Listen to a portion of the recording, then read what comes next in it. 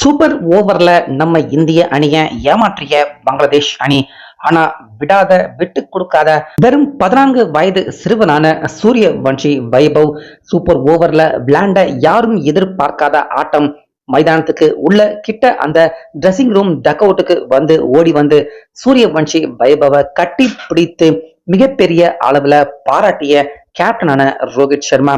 நேற்று பங்களாதேஷ் அணிக்கு எதிராக நடந்த 4th ODI மேட்ச்ல சூப்பர் ஓவர் வரைக்கும் போய் யாரும் எதிர்பாராத சில ட்விஸ்டான திருப்பங்கள், நம்ப முடியாத ஒரு சில சம்பவங்கள் இந்த மேட்ச்ல நேற்று நடந்திருக்கு. ஸோ அந்த வகையில விராட் கோலி அதே போல ரோஹித் சர்மா அவங்க 2 பேருக்காக தான் தொடர்ந்து 2027 வேர்ல்டு கப்புக்காக இந்த மாதிரியான ஓடிஐ வார்ம் அப் மேட்சை நம்ம இந்தியா இண்டோர்ல தொடர்ந்து இந்த 4வது ODI மேட்சை விளையாண்டுகிட்டு இருக்காங்க. ஆனா சில முக்கியமான சொந்த காரணங்களுக்காக விராட் கோலி நேத்து இந்த 4th ODI மேட்ச்ல அவரு பங்கு பெறல.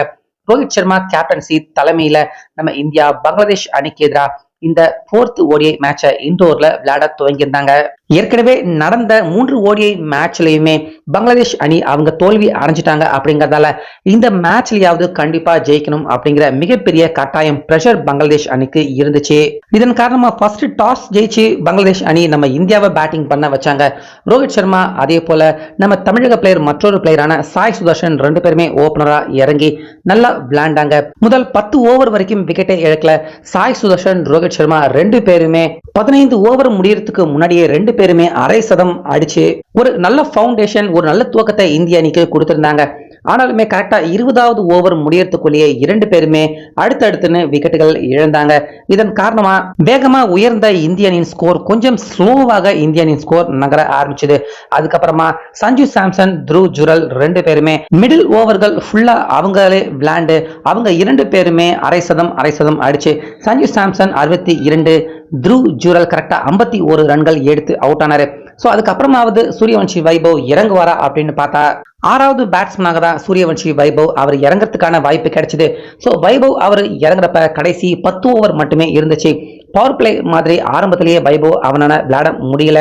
கிட்டத்தட்ட சர்க்கிளுக்கு வெளியே 5 ஃபீல்டர்கள் வைபவ் 4 அடிக்க ரொம்பவே கஷ்டப்பட்டாரு. 42வது ஓவர்ல சருன்னு ஒரு 3 சிக்ஸர்களை அடிச்சாரு. ஆனா பவுண்டரி கேப்ல அடிக்க முடியாம வைபவ் ரொம்பவே அவர் கஷ்டப்பட்டது தெளிவாகவே தெரிஞ்சது.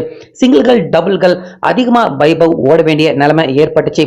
இப்படி இருக்க கடைசி 5 ஓவர்ல வைபவ் கம்ப்ளீட்டாக பாத்தீங்கன்னா இனிமேட்டு 4 அடிக்க ட்ரை பண்ண வேண்டாம், 6 மட்டுமே அடிக்கலாம் அப்படின்னு ஹெலிகாப்டர் ஷாட், அதுக்கப்புறமா புல் ஷாட், இப்படி தொடர்ந்து ஃபுல் பலத்தை வெளிப்படுத்தி வைபவ் கடைசி 5 ஓவர்ல T20 ஃபார்மேட்டுக்கு அப்படியே கம்ப்ளீட்டாக தன்னை மாத்திக்கிட்டு 25 பந்துக்கு 50 ரன்னை கிராஸ் பண்ணாரு. இப்படி இருக்க கடைசி ஓவரை முழுசா தன் வசம் கையில வச்சுக்கிட்ட வைபவ் முதல் பந்துக்கு 4, 2வது பந்துக்கு 6, 3வது பந்துக்கும் 6, 4வது பந்துக்கு டபுள் ரன், 5வது பந்து 6, 6வது பந்துக்கு 4, ஆக மொத்தம் வைபவ் அவர் விளையாண்ட 32 பந்துக்கு 82 ரன்கள் அடிச்சு கடைசி 10 ஓவர்ல இந்திய அணியின் ஸ்கோர் பாத்தீங்கன்னா ஒரு மாதிரி 350 தொடுவாங்களா மாட்டாங்களா அப்படிங்கிற மாதிரி தான் இருந்துச்சு.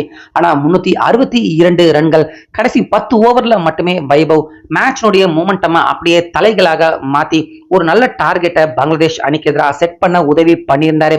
இப்படி இருக்க இந்த ரன்னை எங்கடா பங்களாதேஷ் அணி எடுக்க போறாங்க அப்படின்னு தான் எல்லாருமே நினைச்சாங்க. ஆனா இந்த மேட்ச்லயாவது ஜெயிக்கணும், ஏன்னா முன்னாடி 3 ODI மேட்ச் பங்களாதேஷ் தோல்வி அடைஞ்சிட்டாங்க. இதுலயாவது ஜெயிக்கணும் அப்படிங்கிற கட்டாயம் பிரஷர் அவங்களுக்கு இருந்ததால பங்களாதேஷ் அணி அவங்களும் நிறுத்தி பொறுமையா நிதானமா அபாரமா விளையாண்டாங்க. இதனால பங்களாதேஷ் முதல் 15 ஓவருக்கு அவங்க ஒரே ஒரு விக்கெட்டை மட்டுமே இழந்து 100 ரன்கள் எடுத்திருந்தாங்க. அதுக்கப்புறமா 25 ஓவர் முடியறப்ப 2 விக்கெட்டுகளை இழந்து 170 ரன்கள் எடுத்திருந்தாங்க. இப்படி மெதுவா கொஞ்சம் கொஞ்சமா பாலை விட முன்னாடியே பங்களாதேஷ் அணியின் ஸ்கோரை ரொம்ப அழகா நகர்த்தி கொண்டு போனாங்க. முக்கியமா பங்களாதேஷ் ஏ அணியின் கேப்டனான ஹஷ்ரத் கான் அவரை சுத்தி வர்ற பேட்ஸ்மேன்கள் எல்லாருமே அருமையான பார்ட்னர்ஷிப்பை போட்டாங்க. ஒரு நல்ல தூண் மாதிரியான பேட்டிங்கா ஹஷ்ரத் கான் பங்களாதேஷ் கேப்டன் அவரு விளையாண்டாரு. இதன் காரணமா கரெக்டா 120 பந்துக்கு ஹஷ்ரத் கான் அவர் செஞ்சுரி அடிச்சு அதுக்கப்புறமாக ஒரு டேக் ஆன் பண்ணாரு. கிடுன்னு பங்களாதேஷ் அணியின் ஸ்கோர் 300 எட்டிட்டாங்க. கடைசி 10 ஓவருக்கு 58 ரன்கள் மட்டுமே பங்களாதேஷ் அணி எடுக்க வேண்டியது இருந்துச்சு. இந்திய அணியின் போலிங் இது ஜூனியர் டீம் அப்படிங்கறதால இந்திய அணியின் போலிங்கும் ரொம்பவே மோசமா கஷ்டமாக தான் இருந்துச்சு. ரோஹித் சர்மா அவரால் எந்த ஒரு போலரையுமே கட்டுப்படுத்த முடியல. யாருமே ரோஹித் சர்மா அவர் எதிர்பார்க்கிற மாதிரி கூட பந்து வீசல. குறிப்பா 2 முறை நோ பால் விக்கெட்டை இந்தியா மிஸ் பண்ணாங்க. இதனால கடைசி 10 ஓவருக்கு 58 ரன் டார்கெட் ஈஸியா பங்களாதேஷ் ஜெயிச்சுவாங்க அப்படின்னு தான் இருந்துச்சு. ஆனா அந்த நேரத்துல 45வது ஓவர்ல 46வது ஓவர்ல அடுத்தடுத்து சில விக்கெட்டுகள் விழுந்ததால கடைசி 3 ஓவருக்கு டார்கெட் 20ஆக இருந்துச்சு.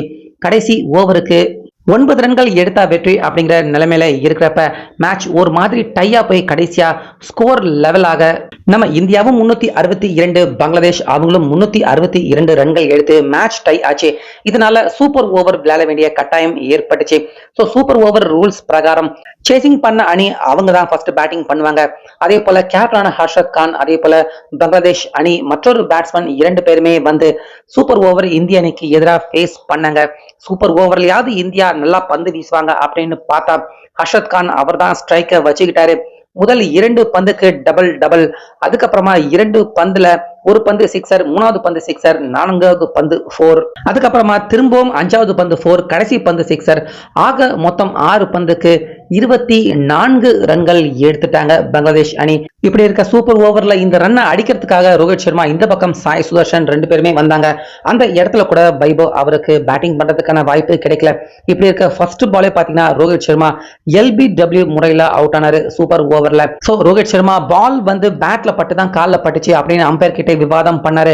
ஆனா அம்பையர் பாத்தீங்கன்னா இல்ல அவுட் அப்படிங்கிற மாதிரி கொடுக்க ரோஹித் சர்மா அந்த இடத்துல அவர் அவுட்டே இல்லாம ஒரு மாதிரி கோபமாக வெளியேற மனம் இல்லாம ரோஹித் சர்மா வெளியேறினாரு. அந்த இடத்துல ரோஹித் சர்மா அவருடைய விக்கெட் பாத்தீங்கன்னா சூழ்ச்சி செஞ்சு பங்களாதேஷ் அணியால வீழ்த்தப்பட்டிருக்கு அப்படின்னு தான் சொல்லணும். இப்படி இருக்க அடுத்த பேட்ஸ்மேனாவது வைபவ் வருவாரா அப்படின்னு எதிர்பார்த்துக்கிட்டு இருந்தா வைபவ் அவர் தான் அந்த 2வது பேட்ஸ்மேனாக ஸ்ட்ரைக்கு வந்தாரு.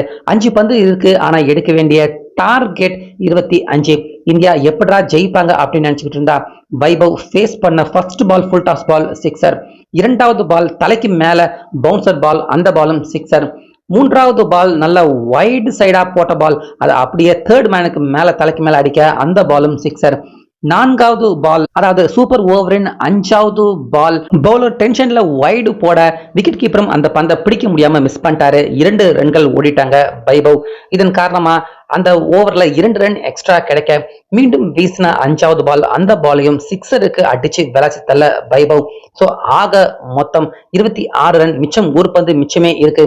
வைபவ் வரிசையா அடுத்தடுத்து 4 சிக்ஸர்கள், ஒரு வைடு 2 ரன்கள் எடுக்க அந்த 24 ரன்னுக்கு மேல ஒரு ரன் எடுத்து 26 ரன் சூப்பர் ஓவர்ல வைபவ் அடிச்சு விளாசி தள்ளி ஒரு அசாத்தியமான நம்ப முடியாத வெற்றியை, முக்கியமா சூப்பர் ஓவர்ல ரோஹித் சர்மா அவுட்டே கிடையாது ஆனாலுமே அவுட் ஆகி சூழ்ச்சி மூலியமா வெளியேறினாரு. அதை பழிக்கு பழி வாங்கும் விதமா 4 பந்துல 4 சிக்ஸர்களை வைபவ் அடிச்சு ஒரு நம்ப முடியாத ஒரு அசாத்தியமான வெற்றியை நம்ம இந்திய அணிக்கு சூப்பர் ஓவர்ல அதுவும் வாங்கி கொடுத்திருந்தாரு. ரோஹித் சர்மா அவராலேயே வைபவ் அவருடைய இந்த டேலண்ட் ஸ்கில்ல நம்ப முடியல. அங்க டக் அவுட்டுக்கு முன்னாடி ஓடி வந்து வைபவ் அவரை கட்டி பிடிச்சி கட்டி அணைச்சு மிகப்பெரிய அளவுல முதுகுல தட்டி தட்டி கொடுத்து ரொம்ப பெரிய அளவுல சந்தோஷப்பட்டு ரோஹித் சர்மா வைபவ பாராட்டினாரு. சோ ஆக மொத்தம் பங்களாதேஷ் அணிக்கு எதிராக விளையாண்டிருந்த 4வது ODI மேட்ச்லயுமே 362 2 அணிகளுமே சமமா எடுத்து மேட்ச் டை ஆகி சூப்பர் ஓவர்ல ஒரு நம்ப முடியாத மேட்ச் நம்ம இந்தியா சூப்பர் ஓவர்லயும் விளையாண்டு விட்டு கொடுக்காம வைபவ் அவரால் இந்த மேட்ச்ல இந்தியா ஜெயிச்சிருக்காங்க. ரோஹித் சர்மா நெகிழ்ச்சி அடைஞ்சு கட்டிப்பிடிச்சு பாராட்டின இந்த தருணம் பாக்குறதுக்கு ஒரு கண்கொள்ளாத காட்சியாக தான் அந்த தருணம் இருந்துச்சு. சோ எந்த நேரத்திலுமே எந்த இடத்துலயுமே வைபவ் அவரை நம்பி இறக்கலாம் அப்படிங்கிறதுக்கு இந்த மேட்ச் ஒரு சிறந்த உதாரணம் அப்படின்னே சொல்லலாம்.